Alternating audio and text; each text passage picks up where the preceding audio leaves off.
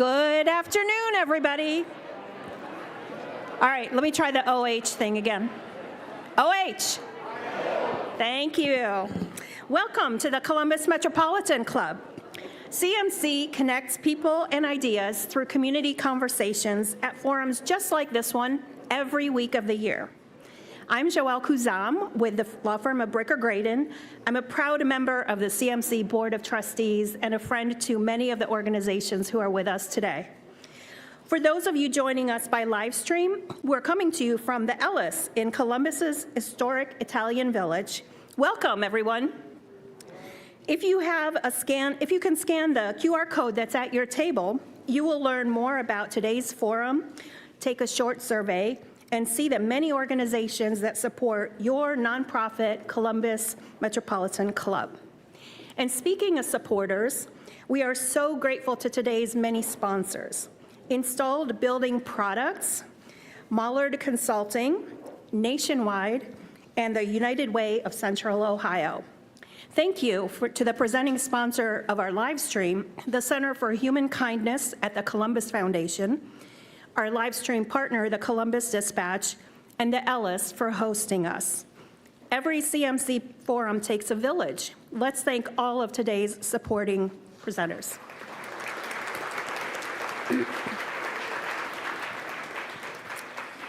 Well, we have all heard about the looming cutbacks in federal funding that could impact some of Central Ohio's most vulnerable populations, including immigrants and refugees. That's the topic of today's forum, When Safety Nets Shrink. With our esteemed panel, we will unpack why this is happening, the impact that potential cutbacks are likely to have in the communities, and what actions we can collectively take.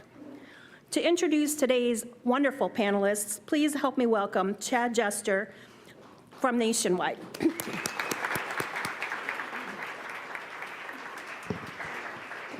Thank you. We have a great panel today and not nearly enough time to cover the complexity of the issue that has been presented. But let's start with a realization. We love Columbus. I hope everybody in this room does. And by the way, this is a packed room, so thanks for showing up today. But Columbus is a prosperous community. We're a growing community, a thriving community in so many ways. Unfortunately, that prosperity is not shared by all. That's why our safety net services are essential for a portion of our population. But as we continue to grow, the growth is not all top-end growth. We are growing at all population levels, especially with folks who have needs in our community where the safety net helps keep the bottom from falling out further, provides stability, and hopefully a platform for households to grow and enjoy that prosperity with the rest of the community. At Nationwide and the Nationwide Foundation, we've been involved with safety net services for many, many years. Homelessness and hunger have been two of our key platforms of our funding for many, many years. So we've had a chance to get to know some of the panelists today.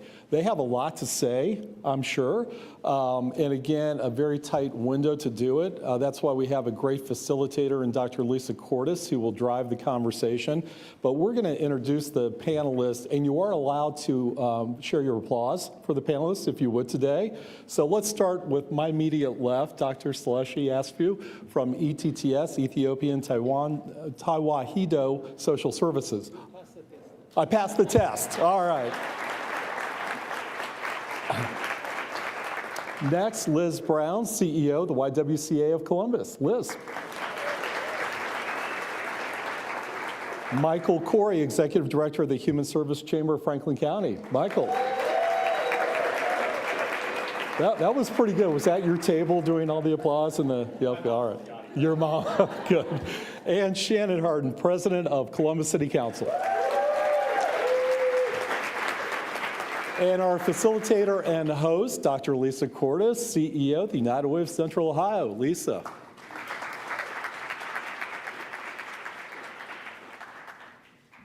Is your mom really in the audience? I think she might be.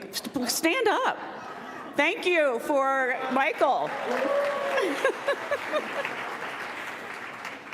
That's fabulous.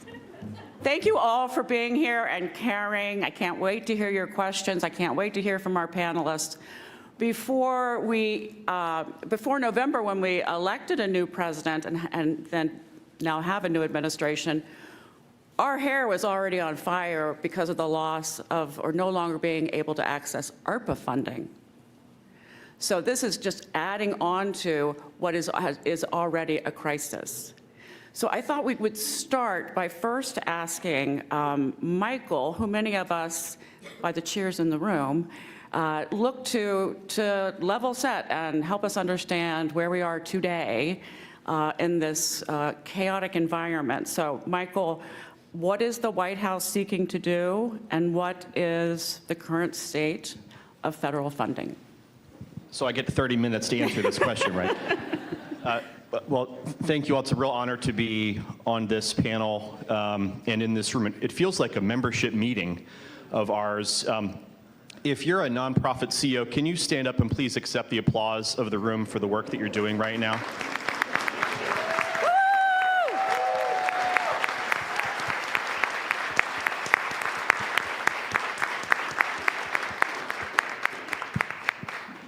It's actually better attendance than we've ever had for a membership meeting, so this is great.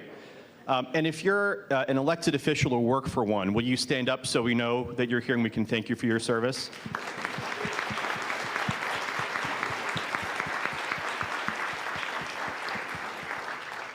That was more for me than for you, so I can know not to get in trouble with anybody that's here. So as Lisa noted, we knew it was going to be a tough year regardless because of the ARPA dollars. That's true for nonprofits across the United States. And there were lots of plans that were already in motion to prepare for a tighter 2025. And in a growing community, which is a good problem to have, you need to change the way you fund that community and its needs. And it's hard to do that on pace that's needed. That's the kind of conversation that had been happening. And with the new administration, things are tougher because there's so much extraordinary change being proposed or sought extraordinarily fast. So I will try to somewhat efficiently get through the range of things of note, and then you'll learn from my bosses, and you'll learn from Council President Hardin as well. Let me start with saying, for decades, nonprofits have worked with Republicans and Democrats to serve Republicans and Democrats. This is not partisan stuff. It has become that, but it isn't.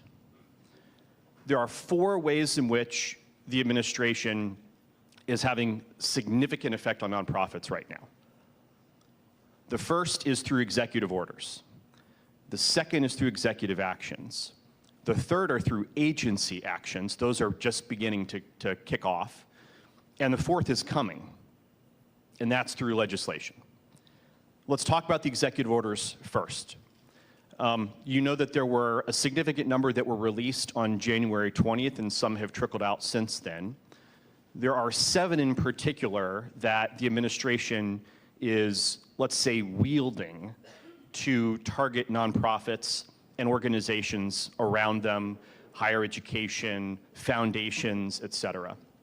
The ones of most significance to our sector, the executive orders rather, are those pertaining to quote unquote diversity, equity, and inclusion, immigration and refugees, anything pertaining to gender, and other items. But that DEI piece has created all sorts of uncertainty for nonprofits because equity is kind of baked into what nonprofits are trying to do. So the executive action piece really kicked off with a memo that was released from the Office of Management and Budget on January 27th, leaked to the Washington Post. And it said, all funding that's coming out through grants is going to be paused 5 p.m. tomorrow.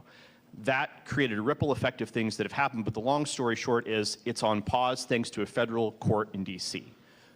But the ambition to do that, to cut off funding as quickly as possible, is very much there. That's $3 trillion that we initially thought, well, that's in jeopardy across nonprofits and other entities.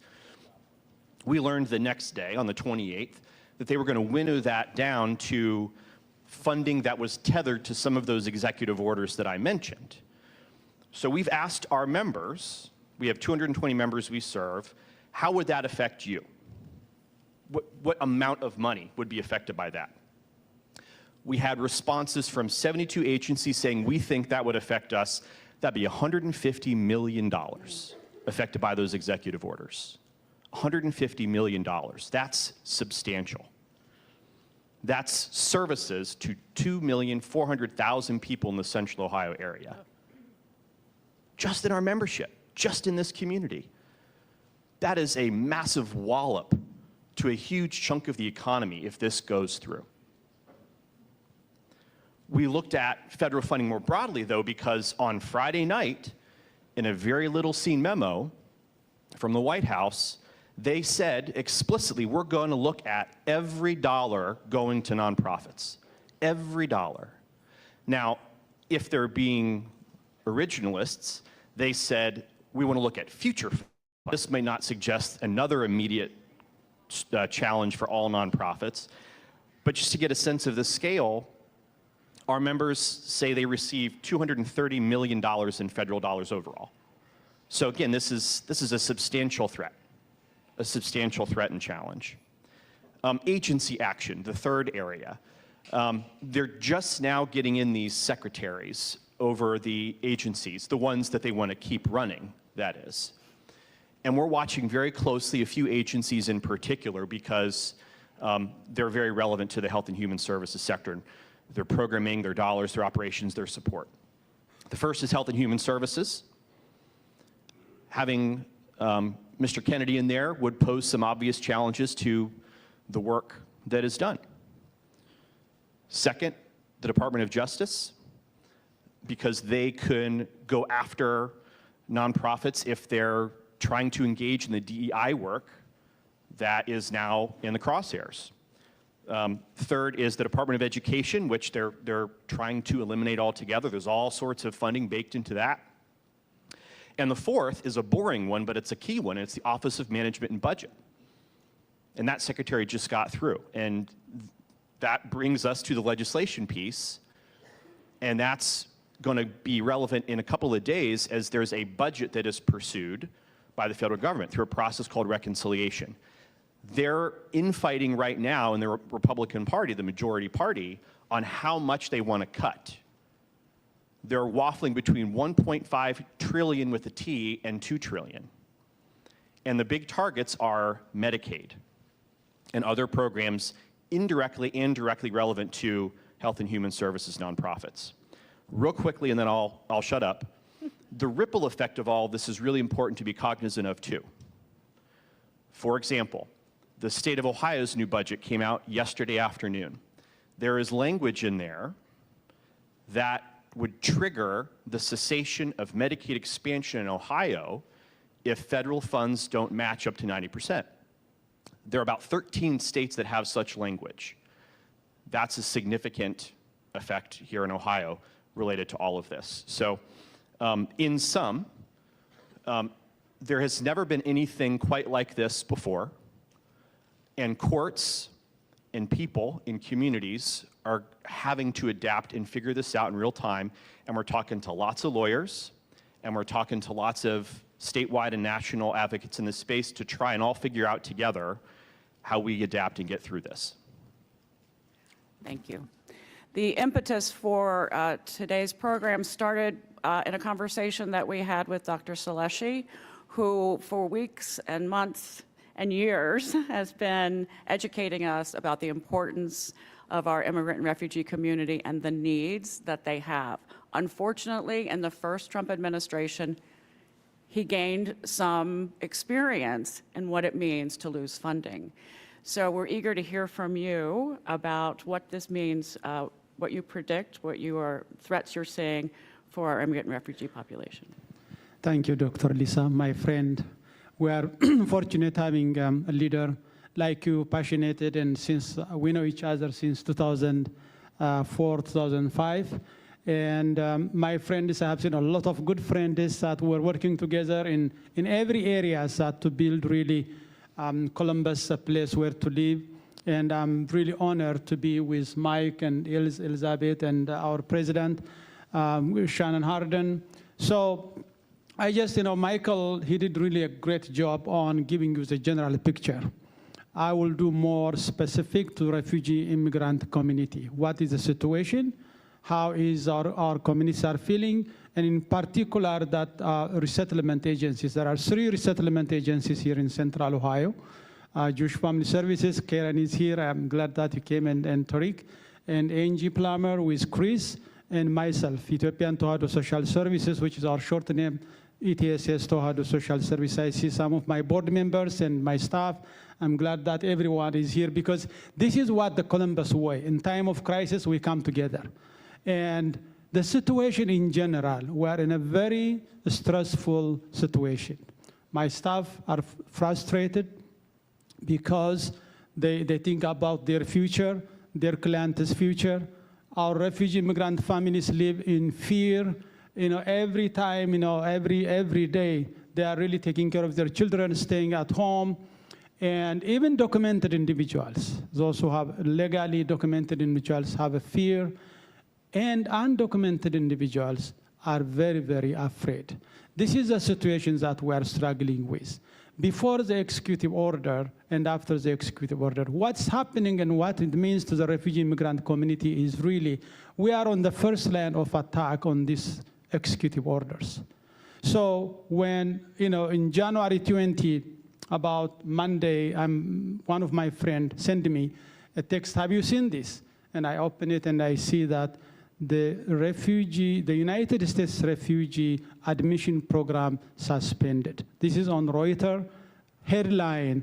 When I see it, I was very, very shocked. I couldn't sleep because I see how the struggle that, I was thinking about our clients, our future, our community.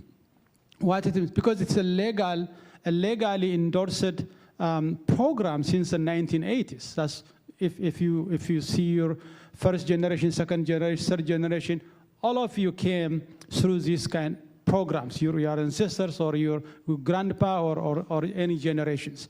So that if that legally program has been affected, then what is the guarantee that all of us will have? So I was very, very worried. And then following that, all flights of refugees has been canceled.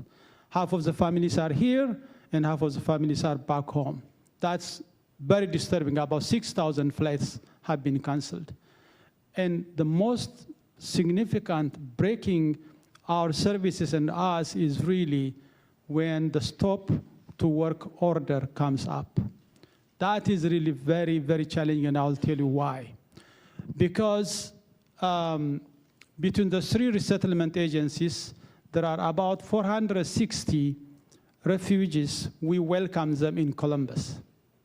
And we are obligated to provide them in 90 days basic and critical services to be integrated in the community, because we don't have anyone except our case managers, our people, our helpers, and our volunteers.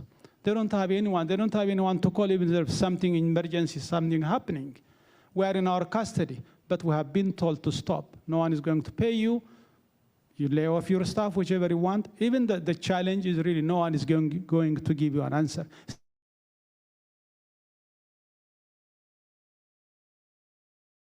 Either to leave them on the way on the street, or we have to continue serving them at least that obligated 90 days.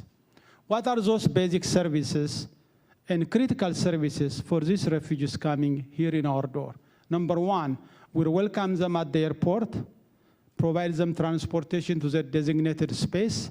We have to find them a space, but in the meantime, because as you know, there's, Columbus is housing crisis everywhere. It's very difficult to find a space and then we temporarily will have a hotel, and then staying in the hotel, we have to spend $230 per week, and it's counting, and still some of our clients are in the hotel. No one is going to support these people. So then we have to enroll for English as second language classes, for health screening, enrollment for their children. And all these are really, because within the 90 days, we want to make sure that they are self-sufficient and get employment to pay their rents. That is what it stopped, and that's what the dilemma. We don't know how to pay our payroll for our staff, And the other thing is that, you know, the services that we provided on November, December, January were not reimbursed. The federal government stopped and freeze. Our national organizations, they are working hard. So this is the situation that we are in. It's really hurting the refugees, immigrants who are here. They trust in us. I trust you, I believe in you. When I order my staff, go ahead and work because I trust you. I know and I believe our local government, you as a funders and partners will not fail us. This is the situation in the immigrant community, but together, if united together, and then make our collective voices, we can make a difference. Thank you so much. And Liz, would you continue that thread and talk about the threats that you are seeing for the YWCA? Yeah, thank you, Lisa. It's really great to be here and to see so many faces of and are thinking about what they can do to stand in the gap when the safety net shrinks. So thank you. So one thing that is ever more clear to me, being in this role now for 2 years, is that the existence of nonprofits depends on our ability to be responsive to the people we serve. We are very smart at understanding what our clients need. And when the threats that Michael talked about, and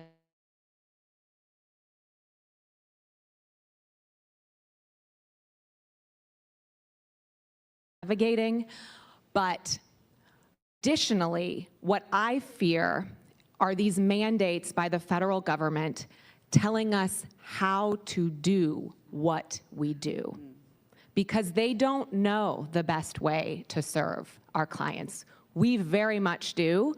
And I mean that about all of my colleagues in here, but I know that we've been around since 1886 because we know how to serve our clients. So what these agency actions really endanger in YW's operations are changing the way that we are allowed to serve our unhoused residents, right? So going in and telling us that we can't track demographic data, that we can't educate around fair housing rules. I mean, the list goes on. When we sort of casually refer to DEI, it is deeper than that. And it's really about, at the end of the day, human lives, which again, we deeply understand. Another thing I know to be sure about nonprofits is that we are the most efficient place that you can spend a dollar. Our profit is mission, right? We are exceedingly efficient. So I won't comment on the irony that the federal government has their gaze turned at nonprofits rather than a lot of for-profit contracts the federal government has, which are generating 20% profits at minimum for private companies. They have decided to look at nonprofits. And what we do and how we invest in our community, as I said, bottom line is mission. So for YWCA, I am most fearful that we are going to be told that we have to change how we serve people. And I am also fearful that programs, if they're, for example, we have programs tied to the Department of Education. Those sorts of things could immediately be changed. But what I'm also turning my attention to is what I knew would be hard about 2025 in the first place, which is that in our community, and Michael and Lisa talked about this, we have a really strong nonprofit sector, and we're kind of bursting at the seams though, right? Because the community is growing and we're still wearing the jacket that fit us really well 20 years ago and like expecting that it will still fit, right? Without the seams bursting, being a little too short and looking a little funny walking around. And we have to grapple with how we fund the human need we have today. At YWCA, that is about caring for unhoused people and sheltering our unhoused population. We have to change the way that we do that to be responsive to this growing community. As Chad Jester said, we are prospering on so many factors. We are not yet prospering on how we are looking out for those most marginalized. Council President Hardin, thank you so much for raising your hand to be here today. how does the city plan to address these challenges and, and other threats? Yeah, what's your plan? Well, would you do me a favor and give these three panelists and Lisa and then yourselves a round of applause? I say that because, yes, the city and the county and the private sector, our job is here to support this sector. But what you just heard was the advocacy, the cries out for help of folks who get the calls every day from our most vulnerable residents in our community. And like they say on the airplane, you have to put your oxygen mask on first before you can help someone else. And part of my deep frustration and the deep pain that I think a lot of us feel is it seems like the chaos is also part of this. There seems like there is a purpose coming from state and federal government for chaos that has a purpose to overwhelm the system. And so I think it's really critically important that before we even go into next steps, that we, one, celebrate, but also acknowledge the work that this sector is doing. The last person that talked to me before the panel was Councilmember Banks, and he said, well, give them some hope, Shannon. And then the three panelists spoke, and I'm like, well, damn. We're really fun at parties. Yeah, I think that this is what I think. To your point, we were always going to be having some sort of this conversation. The ARPA dollars that we have all become reliant on were going away. And I said that it's important for our community to know that we didn't superfund the sector with ARPA. We actually just finally right-sized funded the sector. And so the needs were not going to go away in 2025, but some of those resources were going to go away. And so this is the hope that I think that we have in communities and in Columbus that Nick was telling me to give.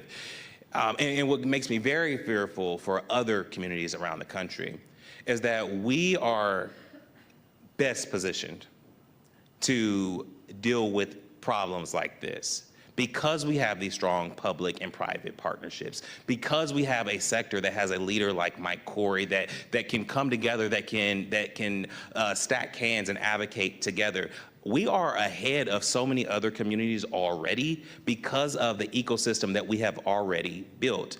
Now, it's funny, Liz said, like, I'm a little nervous because I don't do this as much anymore. That whole jacket that don't fit thing, I'm gonna use that, girl. Yeah, I'm gonna use it because that's exactly the conversation that we have to have now is the challenges that we face right now. Yes, that is a moral test for us. That is a moral issue. But the bigger issue is a leadership test that we have to now step up in a region that is growing and needs new resources, it needs new ideas, it needs bigger and bolder ways to fill the gaps and fix the holes that we are seeing now. That was going to be there anyways because of our growth. It was these new questions and how we figure this out was always going to be there. And so I think that we are well positioned to step up and to fill a gap that is coming. I will say that hearing Dr. Seleshi speak really pissed me off. Because when you think about our immigrant and refugee community, and you think about how cruel some of this is to that community, and then you think about what that community brings to us as a city, as a region, as a state. I mean, we've been riding this wave on growth and saying how cool it is. Half of our growth comes from the immigrant and refugee population. Like, what are we talking about here? Like, the state of Ohio would have lost population had it not been for this population, and yet we are putting them through this. It makes no sense. And in Columbus, we will stand up when when our values are not met at the state and federal government. This is the time when we stand up and make our values even louder and even more bold on the local level. And so that's what we will do. I'm voting for you next time. So as a group, as a collective of servant leaders, we want to do it all because we care for all, right? And we are passionate about those in need and want to help. We're going to be faced with making hard decisions and prioritizing. How do we go about that? I'm opening it up to the panel. I think that prioritization is going to be a key word for us as a community over the next probably couple years. Just this week, led by Councilmember Bankston, Council passed our city's operating budget, $1.2 billion. And we have been saying since we received the mayor's budget, and certainly when we ended the year and got to balance our checkbooks, that this was the tightest budget that the city had seen in at least the 10 years that I've been on council. And so that scared me because for the last several years, we have been filling gaps with carryover dollars. Council would, the sector would come to council and we'd be able to put extra dollars out. Well, we didn't have that ability to do that. So we had to really work very closely with administration to find resources to fill gaps that are real and that had impact. And when I think about a tight budget, and it's not just going to be the city, it's going to be the county, and it's also going to be the private sector who are dealing with different challenges as well. We're going to have to say that I know we want to do it all, and I know that we want to do the shiny and cool stuff that a growing community likes and wants to do. But for the next 16 or maybe even 18 months, we might need to focus ourselves on the things that we have to do. And now those things are things like take care of our people.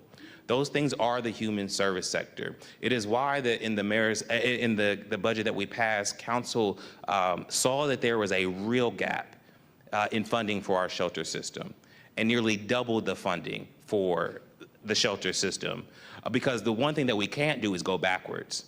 In this year, in the next 16, 18 months where it gets tight, prioritizing people and making sure that that if we are going to make big investments, those investments are in this sector, knowing that we still want to do the fun thing, knowing that we need to do the build outs and all those things, but understanding that we can't, if we, for instance, I'm just using the shelter system, if we allow more folks to go onto the streets in the next 16 or 18 months, it will be extremely difficult to put that genie back in the bottle. And so, so for me and how I would talk to council and to the administration, to my colleagues at the county, making sure that we step up now more than ever with this sector, I think is critically important. And if I could just add on to that, thank you. Council President Hardin, one of the things, YWCA does a lot of things in our community, but one of them is operating an emergency shelter for families. And I want you guys to think about when you're talking about your community with friends or family, what is like one of the biggest, please set aside politics, what is one of the biggest challenges that you all kind of say, yeah, our community is facing this as our biggest challenge? How many of you think it's housing?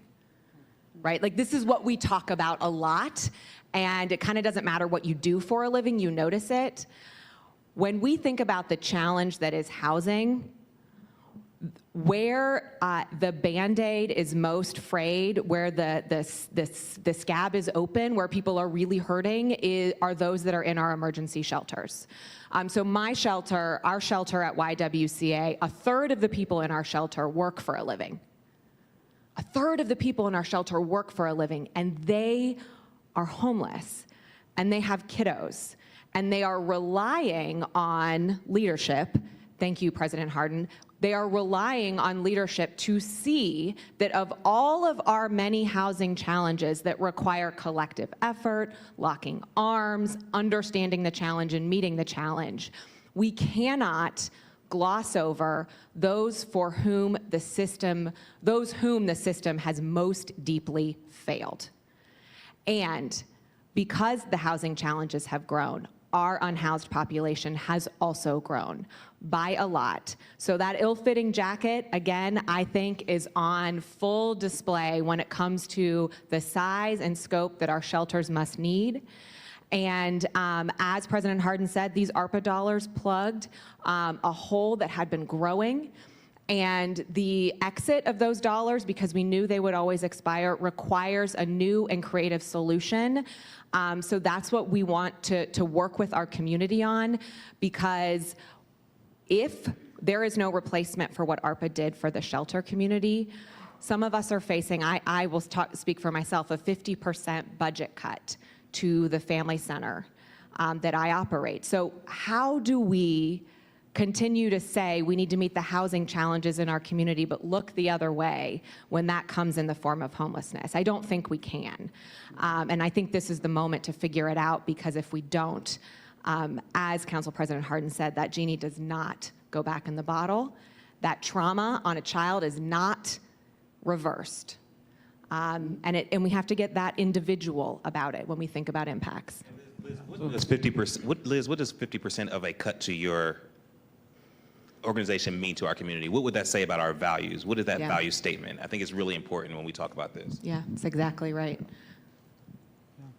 I think, one of the priorities that we have to is the emergency funding gap. Not now we are struggling with. We are in a hot spot, so we have to seal that, because we have to keep our infrastructure that we have built for a long, long time. Because once you dismantle, to bring it back, it takes years and years to build in, because it is so important for us, and then assess our core values and what are really the critical services that our community is looking for, because unemployment, the needy families, the refugee immigrant communities, those vulnerable people that we are caring, because otherwise there will be a social and political chaos is going to come.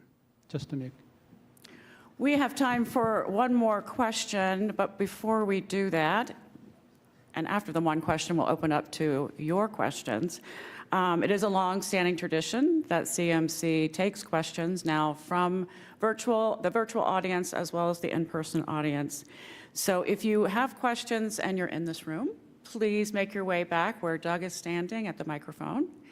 And if you are virtual, we hope that you'll put your question in the chat. This weekend in the New York Times, the editorial board had an opinion piece that was titled, "Now is not the time to tune out." So what does advocacy look like? I'll jump in because we're an advocacy organization. I know that others have comments on this. So YWCA is not just a human services organization. We are a social justice organization. We were founded to be both. And I think that, right now, as Council President Hardin said, and as I've seen so many talk about, that like it's so chaotic and that feels like the point. The chaos is the point. There's actually Naomi Klein's theory called shock doctrine, right? Which it's like you just shock the system and people don't know where to move. And I was reading a post by a sociologist named Jennifer Walter who said that right now, the most important thing we can do is share the cognitive load, because that helps us to act. And we have infrastructure in this community to do that. Just look around this room, but then think about the 10 other people that aren't here. And when we share the cognitive load, we are able to build network intelligence, right? We are able to process and synthesize what's happening. So that is just a reminder that we're in this together. But I say more tactically, as an advocacy organization, we are firm believers in continuing to raise our voices. Michael talked about, the upcoming process in Congress of budget reconciliation. I would be more fearful right now. I'm cribbing from Ezra Klein, but he wrote a recent column that got me thinking about this. I would be more fearful if the administration were moving slowly right now. Right? If they were building coalitions in Congress behind all these actions they were taking, and they were methodically changing the way government works in our country, but they are not doing that. They are moving so fast because they are not powerful enough to move slow. And the slow process that is going to unfold in front of us, which is the legislation, that's where we act. We have to talk about impact. We have to say, I'm a voter, and this is what's happening in my community, and I need you to vote for my community. I mean, it is back to the basics in so many ways. The last thing I will say is that I've been overwhelmed, like all of us, a little depressed at times, and I am just thinking to myself, is there a way that, because we are a racial justice organization, our mission is eliminating racism and empowering women. Like, we can't hide from the DEI, guys. This is us. We're not walking away, we are here.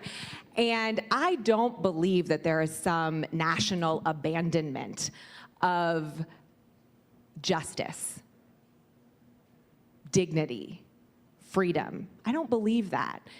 And maybe we are not seeing sort of like the death of DEI right now. We are in a moment of rebirth. After all the dismantling and all the effort that we do to move forward, maybe pushing that boulder up the mountain, we're stronger at the top because of that. When I have to find optimism, that's how I think about it, and I believe that that sort of approach can power our advocacy.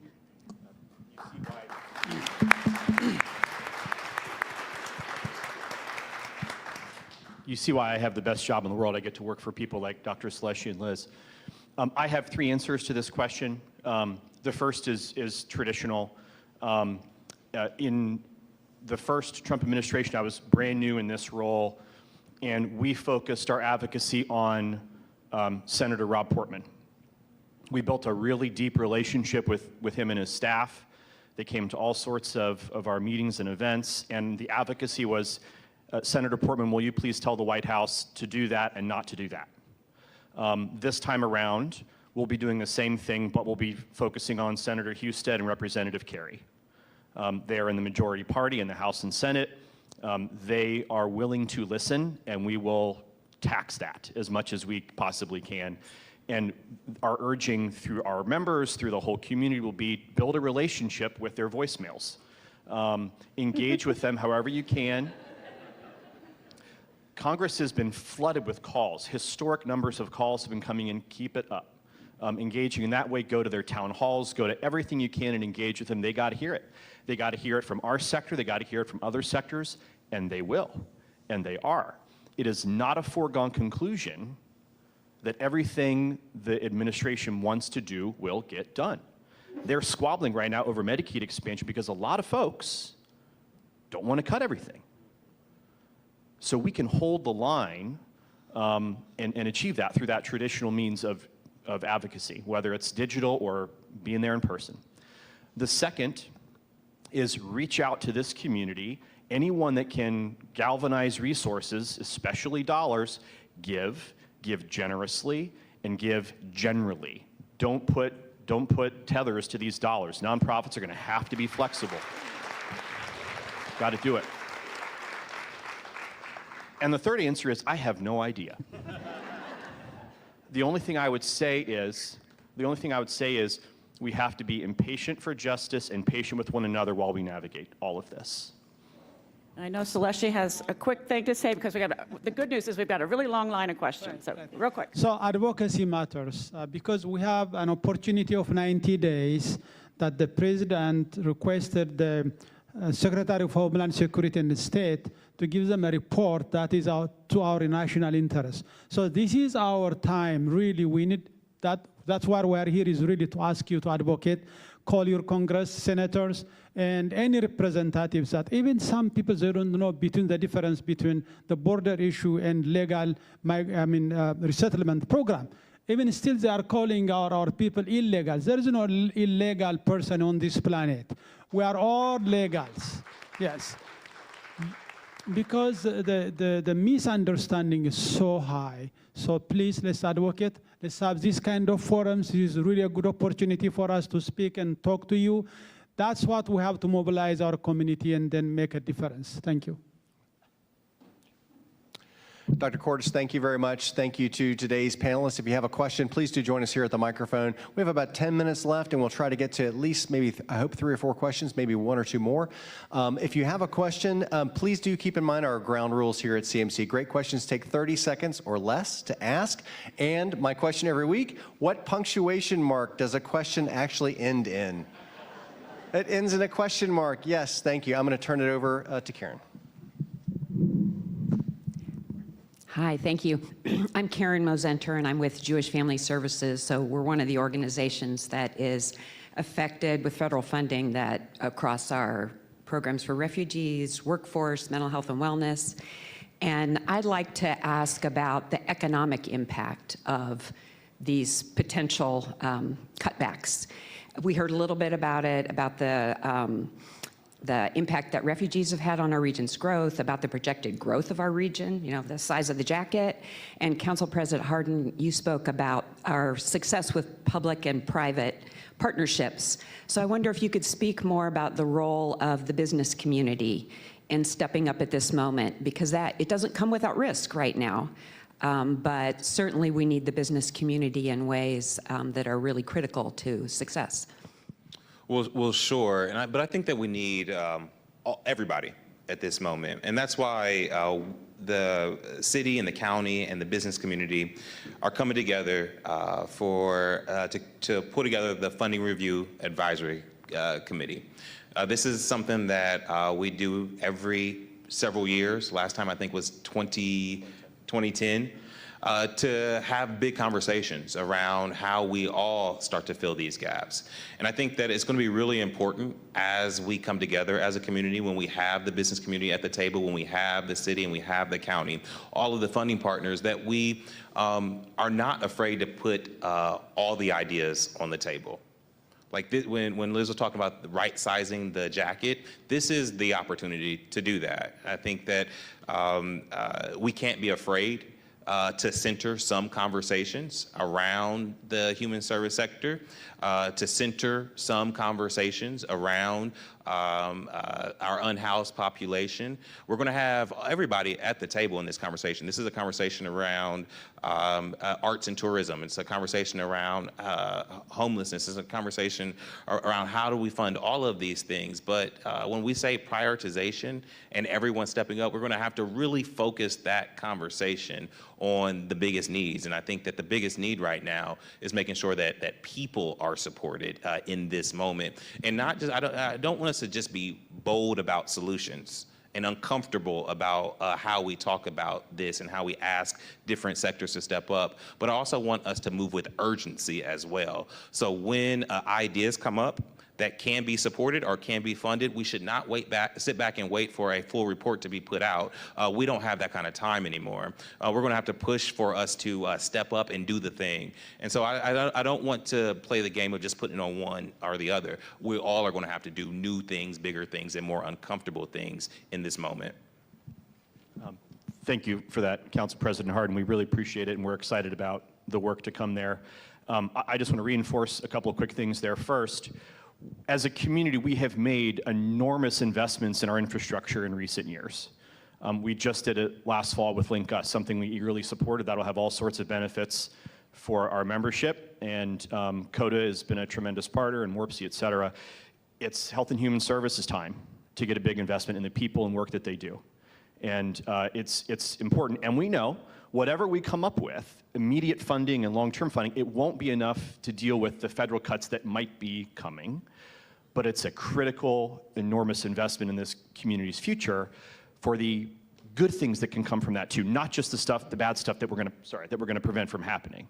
We have to be thinking of it from both of those directions, because that is true. Second, the economic impact of the health and human services nonprofit sector is $2 billion in this community every year. It is enormous. It employs 18,000 people. It's an economic engine. The margins are just a hell of a lot tighter than they are for other sectors. And they're uniquely vulnerable to the whims of politicians. And we're seeing that in real time. So we're not just thinking about all the critical pieces we've talked about, we're talking about our economy too. All of this has to be contemplated as we make these decisions in the coming weeks and months. Thank you. I'm going to combine two similar questions, one from Leanna Barbu and one from Amy Gordon together. With the uncertainty of funding for nonprofits, what is a practical way the community can step in to help address gaps and support our nonprofit partners and those they serve? I think the support that we are looking from the community to help the nonprofit is, number one, as we said, is advocacy. Number two is by really, grouping with your friends, your family. We need from individuals to corporate to the business community, especially the employers. We are helping you to preparing these refugee immigrants and low-income individuals to become employed for you. And that is, you are saving about $2,800, So the employers, the business community, individuals, as the Columbus way to help us donate, to these nonprofit organizations, we have to come together, and even volunteering is so important because, transporting these newcomers from one place to another, and even shopping is quite an experience. So there are multiple ways that we can but donate, advocate, and volunteer, and also promote the work that we are doing.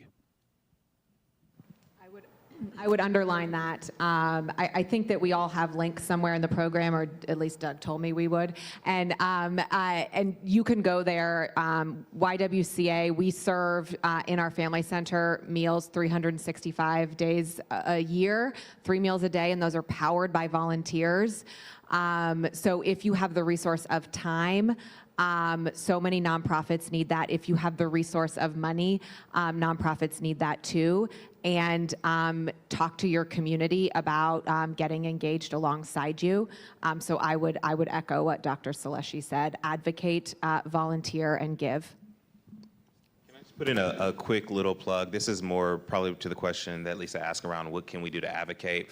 In November, led by my colleague, Councilmember Barosa de Padilla, Council created the Commission on Immigrants and Refugee. There are still, I think they are still taking applications until the 16th. That is a good place for folks to make sure their voices are heard in this moment when people are trying to silence those voices. So it will be a great place for advocacy, and I would encourage folks to apply and make yourself a part of that conversation.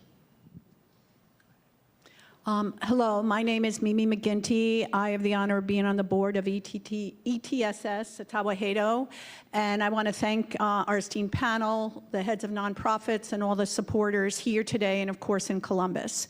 And I think my question may be a little redundant, but just to put a more immediate tone to it, because all the ideas and suggestions on what we can actively do to address this gap have been extremely helpful. But the reality, as brought up by in YWCA, 50% of your budget on housing gone. With ETSS, it's insurmountable, the amount of money, but we also have 24 families here today that funding doesn't exist. And they need housing, food, just basic needs. So I think in addition to all the suggestions and all the work we need to do, we need to look at the immediate gap. And I ask, what are some suggestions? Do we go, I don't know if there's rainy day funds or donations, like immediate actions we can take as we figure this out, the more near-term and long-term solutions? Thank you for that. And yes, I mean, we are meeting immediate needs every single day, so we have them every day, right? And Dr. Seleshi and I are able to be up here talking about our organizations, and I want to be very clear that all of the organizations in this room have immediate needs. And so if I were someone who wasn't associated with an organization figuring out how to help, I would start with figuring out what I care about the most, right? Specialize a little bit into what you care about and dig deep into the work of those organizations serving the things that you care about. And better yet, like, bring someone along with you, even better if it's your kid, so that you're creating some virtuous generational impact here. But I we, as I said, we serve meals every day. We rely on donations. I will do a quick plug for our social justice work. For my predecessor, Christy Angel, began at YWCA after George Floyd was murdered, the premier racial justice education program, I believe, in our nation. It is housed right here at our YWCA in Columbus. And because of Christy and her team at that time, answering the call and the thirst and the demand in our community, we stood up something special. We cannot let it fall in the face of what we are being told, as I said, is a national abandonment, right? A national walking away of these principles of peace, justice, dignity, and freedom for all. We at YWCA aren't going to let that happen, but we can't do that on our own. If we don't have people in our community willing to say that they still care about the cause of racial justice, about eliminating racism and empowering women, we will be screaming into a void. We will be educating no one. And so we do need the support of you and your organizations for our social justice work. It's not going anywhere, and we need our community behind us. If I may, real briefly, follow nonprofits on Instagram in particular. They are regularly sharing what immediate emergency needs they have to serve their clients. Maybe work for us at the Human Service Chambers to make some sort of efficient way to amplify those kinds of things, but in case you're not on Instagram. But that's a very concrete, small way you can be impactful in real time. And I would just say that what you just heard was the urgency of the moment. Council, the city will not gloss over those needs. We couldn't, because we have Councilmember Melissa Green on the council, who would not allow, she's a perfect advocate. But I will also say that I believe the role of city government now, local government, is to bring stability in the midst of the chaos. And so that's the role that we will play. We will try to bring folks together, convene big coalitions, and try to put forward thoughtful responses to these emerging needs. That's the role that I think the city will play over the next year or so.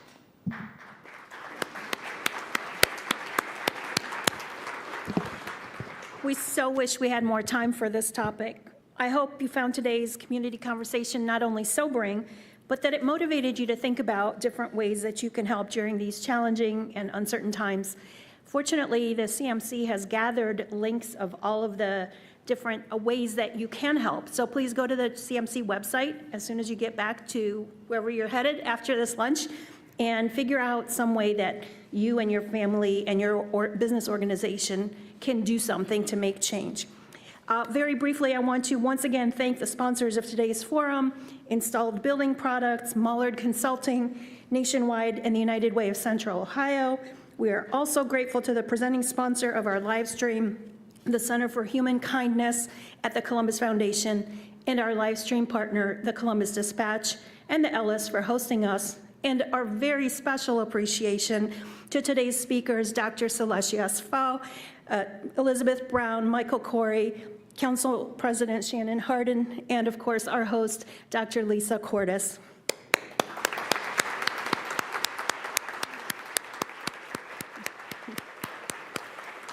Please make plans to join us right here at the Ellis next Wednesday for another terrific forum, Insights from Congresswoman Joyce Beatty.